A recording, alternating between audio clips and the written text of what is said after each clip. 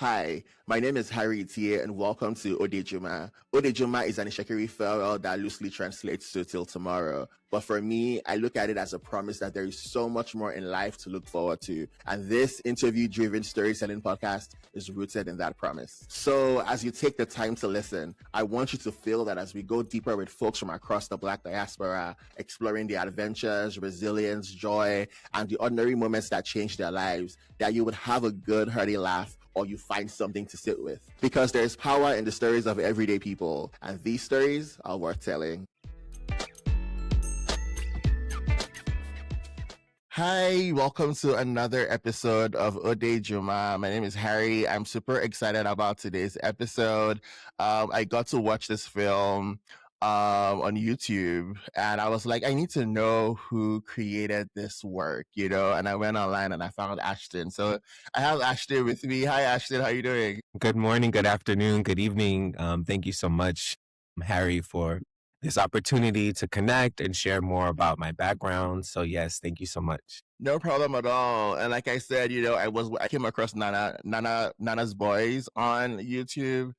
And I was like, oh my God, this is such a good film. And throughout the movie, because I was here with my friends, we were having conversations about, the subject matters that kept coming up as the film went along. And I was like, this is like, I'm happy in general that we're seeing more Black queer films, but I felt like, that's a good film. So thank you for that, and congratulations on that as well. But before we get to Nana's Boys, I want to know a little bit more about you. So Ashton, tell us a little bit about who you are, where you're from, and how did you go from that to filmmaker? Of course. So again, my name's Ashton Legadoé. I'm originally from New Bedford, Massachusetts, where my family immigrated here from the Cape Verdean Islands, which is off the west coast of Africa, a beautiful 10-island country that relatively got its independence from Portugal relatively soon in 1975, so within my mom's lifetime, which is amazing. I've had the opportunity to go and visit and learn more about my roots, but I grew up as a Cape Verdean boy in a city where there's a lot of Cape Verdeans, but when I was 13, my mom decided to move us to Florida. New Bedford is a small city within Massachusetts. It's probably, I think, the fourth or fifth largest city within the state. But there are a lot of challenges being that it's a small town. Like growing up, all I knew for a career path was either a lawyer, a doctor, or an engineer, or a teacher, or a nurse, because that's what my mom was. And a lot of my family was in the medical industry. And so when I moved to Florida, I got to Orlando specifically, got to really open up what was capable, what capacity I had available to me. I ended up going to high school at Dr. Phillips, which is right behind Universal Studios. So as I'm walking to school, I could hear people screaming on roller coasters. It ended up happening to be my first job. I worked at Jurassic Park River Adventure. And so I got immersed into entertainment very early on in my journey of life. I still was focused on being a doctor because to me, that was the pillar of success. And I'm the first in my family to go to college, to have dual master's degrees. So for me, it was also setting the scene for generationally of what was possible, being that my family made this transition in the early 90s. And here I am to be able to realize what I believe is my ancestors' wildest dreams. So I started working in, all of the theme parks across Orlando, from Disney to Universal to SeaWorld, even to Wet and Wild, RIP. I then started to understand what I wanted out of life. And I was in college by this time. I was studying pre-med. And school, I liked school, but going for pre-med, it just felt very exhausted. Like a lot of studying, a lot of researching. And I'm more about I want to be with people. I want to connect. I want to share. And at this time I was working at a hotel and really start to wrap my head around what did I really want to do? What was my purpose? And it started to come up as this way of entertainment and using that as a way to bring joy to folks. And so there was this combination of hospitality and entertainment, and this idea around, well, why don't I be like Walt Disney in a sense. Like he kind of set the path of like this kind of mirror of you can have films, TV, radio, but then you can also create a space where people can come to revel in that magic that has been created on screen for folks to then come and experience in real life. So that was kind of the model. And I started as an actor. So from Orlando, I moved to Miami. I started my university career at FIU, and I was double majoring in acting and hospitality. And so when I was taking my acting classes is when I started to learn about my capacity to write, and using my background, my mom as a single parent, navigating what it was to be, coming out in the, late 2010, 2008, 2006, when I graduated high school, and really started to wrap my head around what I wanted to do. And Tyler Perry started to really make a name for himself at this time. So I seen another model of like somebody who was not waiting for Hollywood to give them the green light, especially as a Black person. Hollywood isn't so receptive to, champion our stories unless it feels rewarding for them versus like just a desire to make sure that we all feel seen and heard. So I started to kind of write my own stories, develop work at college, a little web series, and all these things really started to come about. I finished my degree in hospitality, and I was still a sophomore in my acting degree because I was advanced in one and behind in the other. But I decided to spend a summer in New York. And in that summer, I started booking off Broadway roles, and I started developing more web content. I made a web series and did a lot of things. So I was like, why would I go back to school for a degree when I'm already out here doing it? So I just decided not to go back and just really to pursue being an entertainer. And so in that time, early 20s in New York, living what I believe is the best life. Like I remember the first time I walked on Broadway, and literally tears came to my eyes because it just felt like this was everything that I've been waiting for. And here I am standing at the epicenter of this world. And it was just so magical. I was like, this is the place I need to be. So I spent years in New York working as an actor, and trying to figure out how do I write my own projects. So I started to kind of produce my own things. And then I started to realize like making projects is actually a lot of technical aspects. And I love school. I love being in an academic environment. And so I applied to the City College of New York for their MFA program. And at that time, they were the only public school with an MFA program. The other option was NYU, which was almost almost $200,000 to $300,000, and then Columbia, which was another expensive fee. And I said, I don't want to go into school with more debt. Like that's not something that I really want to carry. So ultimately, I got into City College, where a very intimate school. So there was 10 fiction filmmakers, 10 documentary filmmakers, and we went on this journey together over 2 years. In that process, I made a web series, you might have known it, called Bye. It stars David, who also plays Amari in Nana's Boys. But at that time, we made this web series called Bye, and that's where we created our partnership called By Us. And I also made another web series called The Out Crowd, which was a queer forward series about somebody kind of coming out, but they're a little bit more, heavier and different. So like one of the episodes was called No Fats, No Femmes. And I starred in that and I directed it. But in getting my master's, started to realize like what kind of stories did I want to tell? What type of opportunities did I want to support? And in that realized that film school was very much focused on film school when this industry is also a business. And especially in America, we put the business first. And so I went and I got an accelerated MBA program that was focused on entertainment, where I learned more about contracts and marketing plans and deal structures and all the things that ultimately, when I made Nana's Boys and was able to get a distributor and went on the festival circuit and was able to do all these things, I was able to read my contract. And I did have a lawyer to negotiate because I always want to be the good cop in those relationships. But I ultimately had my lawyer and I knew exactly what I wanted to negotiate, what deal points, where, terms and minimum guarantees and all these other things that I had some knowledge around from school. But before making Nana's Boys, I worked on this great film called The 40-Year-Old Version. It's on Netflix. It's a Sundance film. I was Rada Blank's assistant. And I was like what she would say, her left cheek. I was there from her from, the pre-production all the way to getting it to Sundance, to her winning Best Director, to getting it on Netflix. So I watched a great creator make something, get it distributed, and then take it out into the world. So I had a model of like, oh, this is how you do it, right?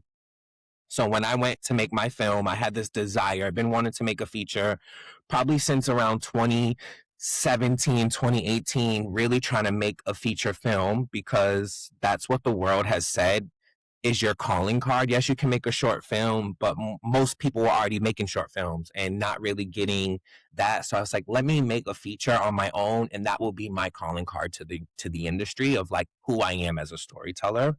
And so I was like, with my crew, I said, we're gonna lock in dates. It was like maybe September 10th or 9th in 2020. So in the middle of a pandemic, somehow, some way, got enough finances. I had enough grit and desire to say, let's go make something. I didn't know exactly what it was I wanted to make, but I was like, let's lock in these dates. Let's set the crew up and let's work towards something.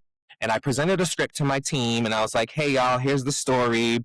Very dope story about like this artist who gets, contained in the storm. And then a delivery person comes along and then they basically have this night together learning about each other. And I presented to the team and they're like, okay, this is good, but I think there's something else you could do. Like, what else is it? And at the time I was in a relationship. A lot of people were navigating what does it feel to be locked in with a person in the middle of this pandemic. And, I always saw this absence of Black love, Black queer stories on screen. And it's been my point. And most of my stories are, Black queer folks loving on Black queer folks. I wanted to continue that trend. And so I was like, let me just write this story about, turning 30 and what is it like to like have somebody who's kind of, your sugar daddy in some way, but taking care of you and you don't have to worry, right? Like you could just wake up and live your life and do whatever. And your man got you, but feeling the pressure of like, what is my purpose? Like here I am, like a 30-year-old person now, like what do I have to contribute to the world, and trying to ground yourself and what purpose is and what does it mean. And so that kind of idea came about and I literally wrote the script in 2 weeks. And again, we already had a date for production. So it was kind of like this fast track to like, let's go do this. When I presented the script, they obviously had notes, but they were like, Ashton, this is it. And they kind of like pushed me to like really unpack some things that were on the page, but weren't on the page. They were there kind of in subtext. It wasn't really clear. And that's where some of more of the deeper story arcs came about. And so that's kind of how I am. I shot it in my apartment. I got a group of like 15 of us to shoot this film. My sister actually happened to be a filmmaker. And so there's a documentary called The Process of me making the film. And it was made by my little sister, which I think is so amazing. But it really chronicles what we went through. There was one night we had literally was on set for 16 hours trying to get the last of what we needed to capture. And I'm so grateful for my crew who showed up in the middle of a pandemic in, this one bedroom apartment in Washington Heights, and was so giving of themselves to make sure that this vision came to life. And to see it now, 5 years, 6 years later, more or less, in the world with people engaging in it, finding it, exploring it, unpacking the themes of the film, and be able to talk to people about what's happening in the film, which was always the intention of why I wanted to focus on two Black queer men in a relationship that could essentially be unraveling, is because we hadn't seen that before. And I wanted to make sure that Black folks, we had something to talk through around our own intimate relationships, whether that's with a friend or with a loving relationship. I wanted us to have some type of pillar to say, oh, well, here's a basis of what a relationship could look like in a film, and what I might want to avoid in my own relationship, or what I might need to bring up and talk to my person about, and what I might be avoiding. So in a long way to get me there, that's ultimately how the story and my journey got me to creating Nana's Boys and being what I like to say, the outrageous storyteller that I am. It really comes from all of those things and some of the things that I've missed in that journey of sharing, but have made me be who I am. I'm now married to an amazing costume designer. And when I made my film, I was Ashton Pina, which was my quote unquote maiden name. And then once I got married, my husband and I, we created our last name to really solidify the legacy that we're both creating together. which legado means legacy in Portuguese and Spanish, which both of our native languages are connected in that way. And so then we created it, added the little Beyonce at the end, and then that was now who we are.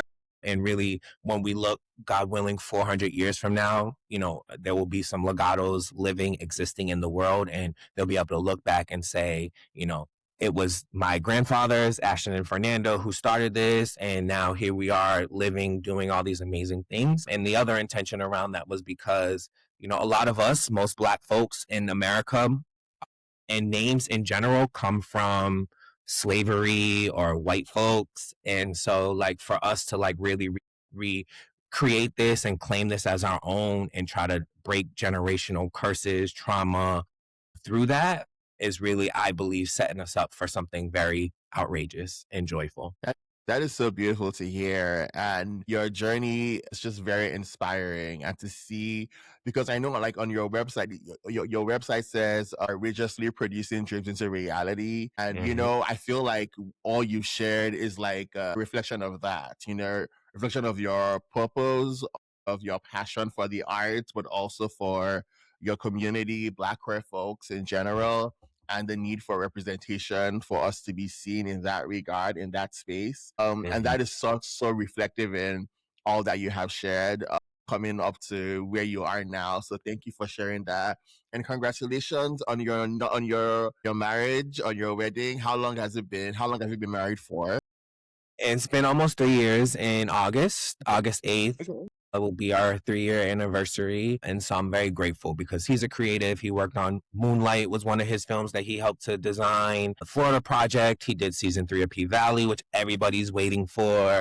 And so I have this amazing partner who can push me, who I can push. And together, like my next film, he'll be a part of that. Like when that comes to life, it's going to be so outrageously gorgeous because my man is just that dope. So, and then me together is just going to be so wild. But yeah, I'm very grateful for that and having somebody who reflects a lot of myself in them, but also pushes me to become, I believe, what, the creator has put me on this planet to be. Yeah, that is really good to hear.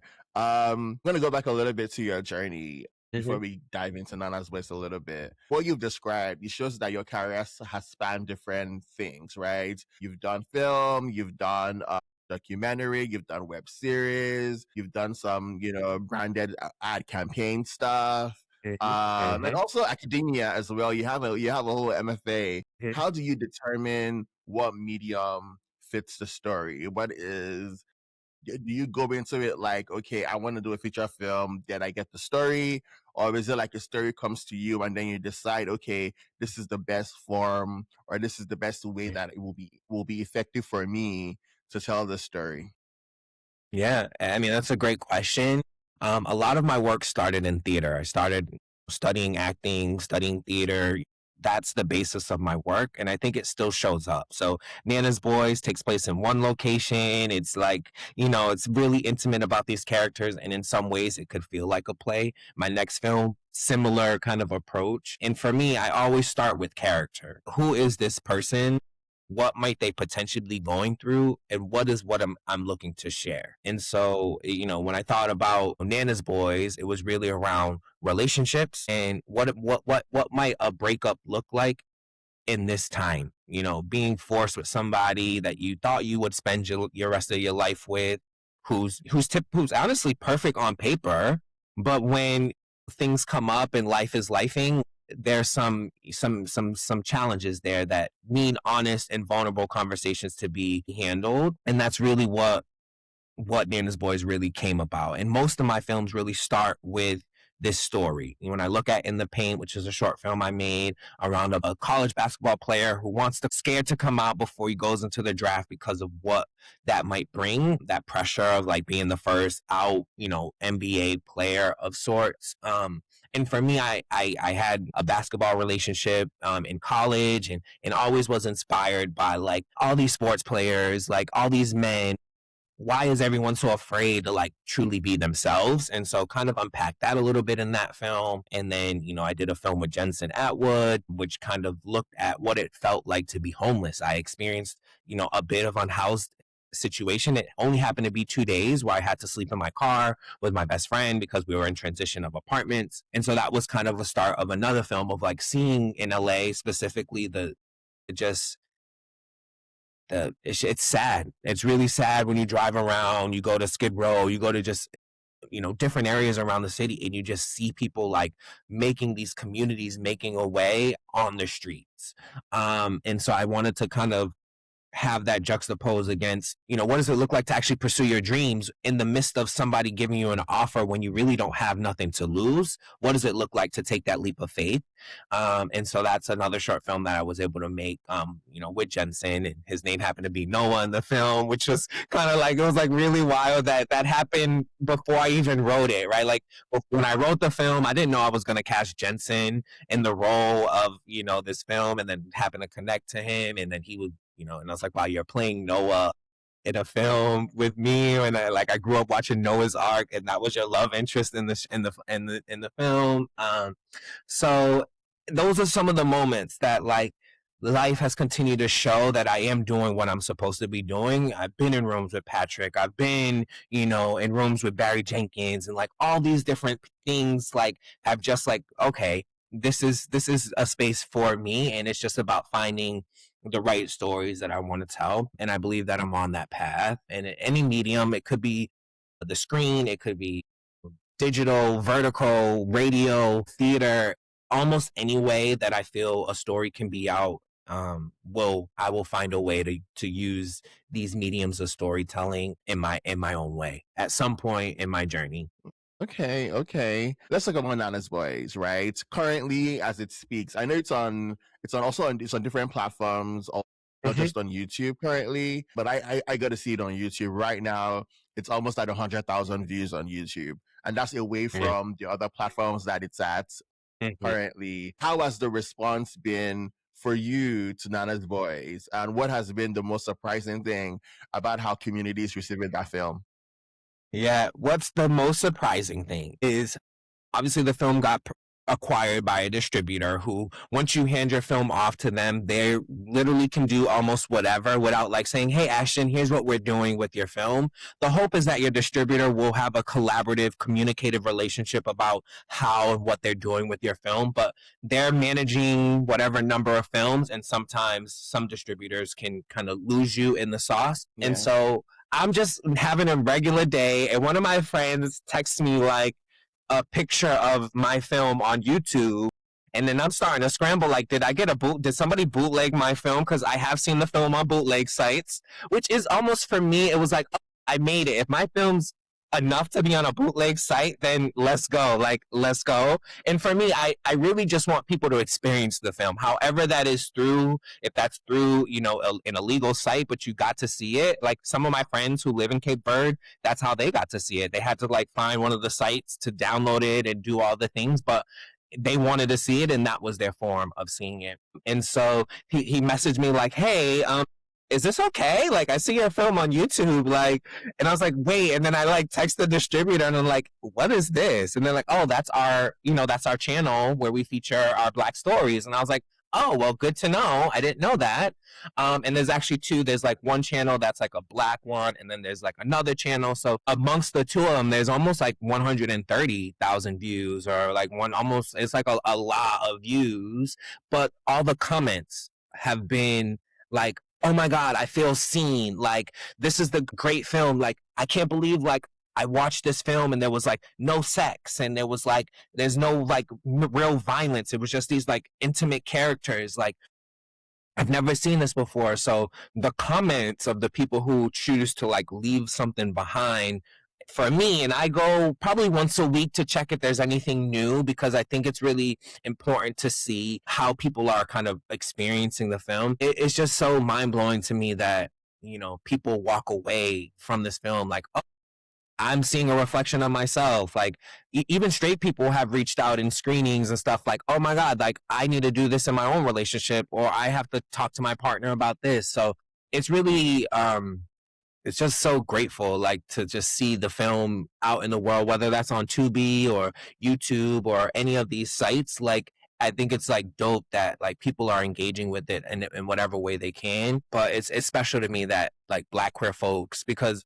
ultimately I believe that once we buy in on something and we champion it, then the world will show up because we're culture shakers. We are the ones who, why are people out in the world saying, what's the tea and no shade and all these things? That's because of us, right? Like snaps and clock it and whatever you want to do, that's all us, right? Like those are all things that we created because we're just that amazing. And so, like, if we set the culture and our content and our creative and our community support something and gets behind it, there's no reason that you cannot be successful. That is so true.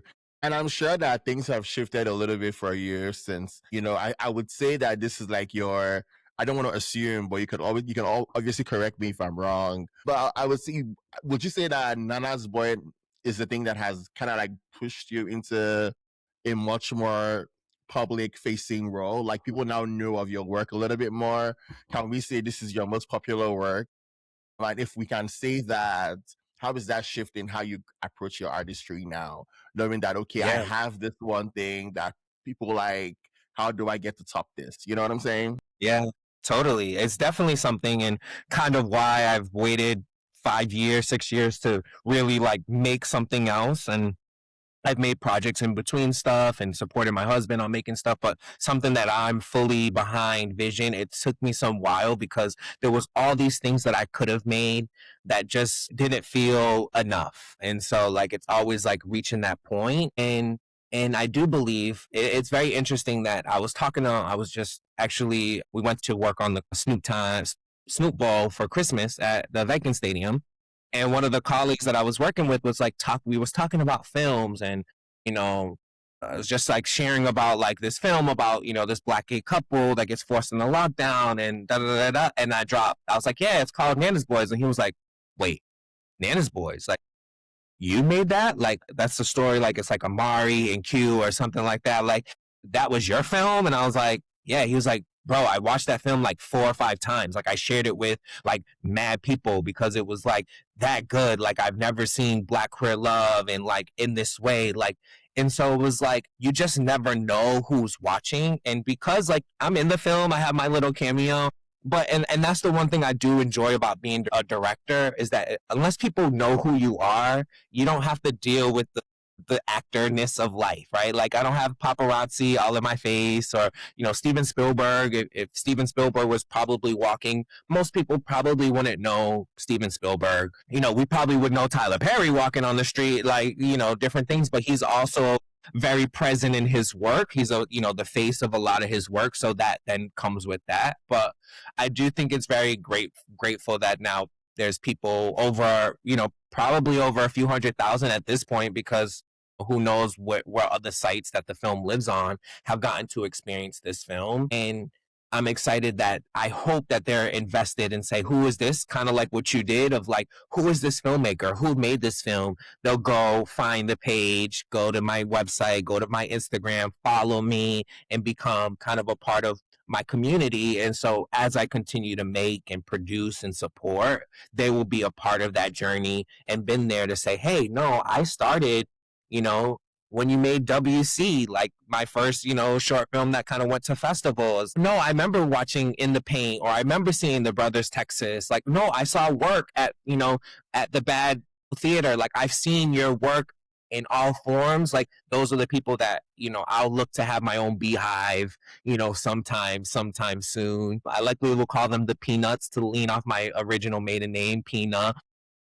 But yeah, I definitely am grateful that like they're starting to get a little bit more buzz of the film, which I believe will help when I make my next film, of people who are like, well, no, I have a proof that there's an audience, that people want to see more of these type of content and this type of work. And that's really what I'm excited about. Yeah, yeah. I think I also have a curiosity around, I think with everything that's going on right now, um, people are maybe feeling like, oh, I don't want to be so on the nose about talking about blackness and queerness and everything in between. How do you feel like we can respond to this moment? artist in general, whether you're a Mm-hmm. filmmaker or you're a music or a musician or anything. Anything. Because I feel like now more than ever, there is a need for these kinds of stories, right? Stories that Mm-hmm. just humanize the queer experience in a way that folks, haven't really seen in a while. And they might feel like, oh, now was the time to maybe shrink back a little bit. Now was the time to maybe, not go too hard because of you don't want, public scrutiny or whatever it is. But Mm-hmm. how do you feel folks who are in the arts, whether they're filmmakers or artists or whatever they are, kind of respond to the atmosphere right now that is trying to stifle Yeah. Black queer voices? I mean, I would say it is our duty. It is literally our jobs as artists to chronicle and document society in its form and shape that is honest to us. And so I think it's actually this time and political and the wars and the things, like the economy, like everything. This is actually now the most perfect time to document your experience and your point of view so that, if we do have life in whatever number of years, and let's at least cinema, I'll specifically speak to cinema. It's a relatively young art form. We've only had films for like 100 and some odd years of this history, whereas painting has been around a much longer, sculpting has been around much longer, where we have, a breadth of history of the different types of people who can create. Whereas now, as film, and television, we are at a relatively early history of its creation. So it's so important that we chronicle and document and share and be representative of our stories, because that's going to set the trend for the next 100 years of what types of stories get made, what type of, comps when you're comparing your film. Oh, I want to make a film like this that was made. Unless there's a comp, then you can't say, I want to make a film like, Noah's Ark. I want to make a TV show like Sex and the City, but queer, like until that gets made, then you can't have the comparison. And so it's so important that we sit down and look at the world and say, what types of stories do I want to tell? I can't wait to have the resources to tell a story of how my family immigrated here from Cape Verde, and what did that feel like to leave your country that is, so beautiful and rich and green, to then come to this like gray, cold, still on the coast, still near the water, but this cold place in a place that's, very white. But I think it's so important for us to really unpack our own personal stuff, because I think some of the most honest and real stories come from at least a seed of who we are. I believe Amari, Q are reflections of myself in some ways, and where I was 5 years ago. And it's funny when I look at the film and I sit still to today, I sit and will watch with my husband, and I'm like, yo, those are some of the things that I actually wanted and manifested, and somehow now they're living and existing in my life to this day. And so yes, it's so important for us to like own and use our voice in whatever form and shape that we have. And so like even when we look back at like when Berlin was happening earlier this year, and they were kind of pushing the creatives and the filmmakers from like making a statement around like politics and the things that were happening. And it's like, as for me as an artist, like no matter what, whenever I put a piece of work out, there's something that I'm saying. There's something that I'm trying to like get people to think about or get people to be inspired by or empowered by. And that is propaganda. I mean, if you think about film festivals, the first film festival was Venice Film Festival, and it was created by Mussolini as a propaganda machine. And so, then Berlin followed, and then Cannes. And so they were all these things to like push ideas and push people to do things. And ultimately, that's what we're still doing with art, whether it's painting, sculptures, film, TV. We're ultimately really trying to get people to watch.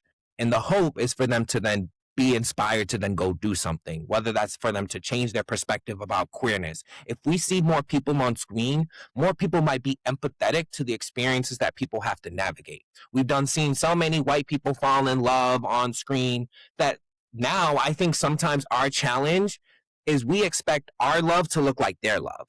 And when it doesn't show up, when we're dating each other in that way, then we feel like we're let down. It's not the Cinderella story that we get to experience. is very different. But if we have more experiences and being able to see more things, then we're able to say, no, well, I don't want to love like, Noah and Wade. I want to love like, like in Moonlight or whatever. Like you start to be able to kind of compare all the different versions of, that are out there in this world. And so it's very important that we chronicle and document our time on this planet. And it's a very limited amount. Like some of us, my grandma Yeah. passed in October of last year, 77 years. Like that's nothing in the whole scope of, they say, the earth was created some odd billions of years ago. Like that is not, like that's Yeah. nothing.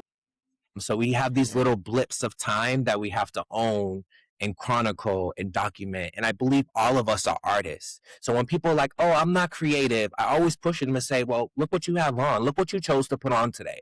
That's creativity. Look how you chose to decorate your apartment. That's creativity. Creativity is you choosing to cook something and make something. That's creative. Creative doesn't necessarily look like putting words on a paper or a paintbrush to a canvas. Creativity is how you choose to show up in life as well. Creativity is how you choose to show up to life in life as well. I'm gonna put that on a shirt Mm. or something. Yeah, but yeah, that is real. That is real. Thank you for sharing that.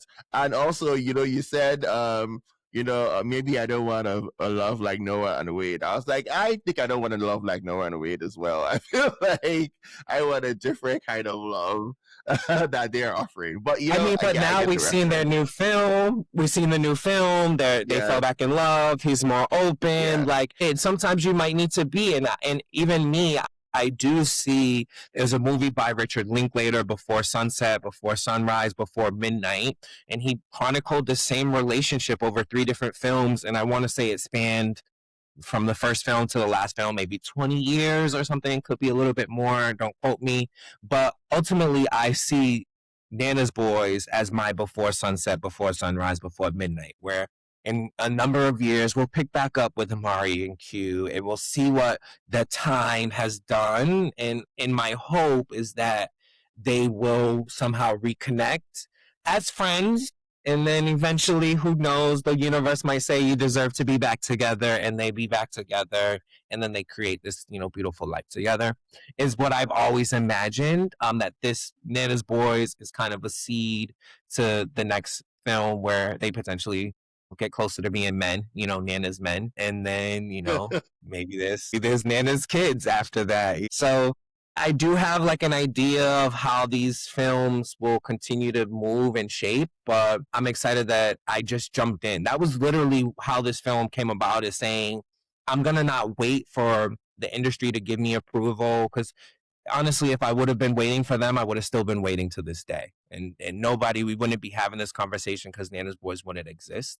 And so I would challenge folks who are listening to watching this, like, if there's something that you want to do or say, the time to do it is now. And whatever it takes. Like if it's, losing an extra hour of sleep, or getting up an extra hour, or, sometimes you have to let that job go, girl. You got to let it go. It's not giving you what you need. I hate to say that, obviously, in a time when, finances, gas in LA is almost $7. Like it's a challenging time, but it is now the most important time for you to chase your dreams, because who knows, like, what's going to happen tomorrow. And it's important for us to leave our mark in the form in which we have. So if you're creative and you've ever wanted to put something out, get it out. Like if it takes shooting it on your phone, there are a number of films that we have seen that have been shot on phones, that have went on to win awards, that have done all these things. Just make it. Just do it. Nike. Love the reference. I'm here for what you're saying, because I feel like that's the way I felt as well with like this podcast, for example. I think in my Mm-hmm. head it was just like, oh, I used to be a journalist before. I'm like, oh, I want to go back to my journalism roots of interviewing people and things like that. And I was like, oh, I don't know how I'm gonna get back to that space. And I was like, oh, Mm-hmm. maybe I should start a podcast. Maybe I should go back to my podcasting roots. And that's what I did. And I just, what do I have in my hand, and what can I use to make it work? And that's what I did. And now here we are. And Mm-hmm. I think that's the thing that folks need to learn, is just whatever creative passion you have inside of you, just let it out. You don't know. You have no idea what that would spark in you, and that can give you a reason to keep going. You know what I'm saying? Yeah. And if you've been watching or listening so far, thank you for staying with us. I'm going to share more information about Ashton in the description. Also a link so you can check out Nana's Boys. It's a really good movie. So you can check it out and watch it. It could be your weekend binge. So I'm going to put that in the description. Do not forget to follow this podcast on Apple, Spotify, or wherever you're listening to your podcast. And if you're watching on YouTube, don't forget to use the subscribe button as well. Thank you so much for staying with us today. Odejuma.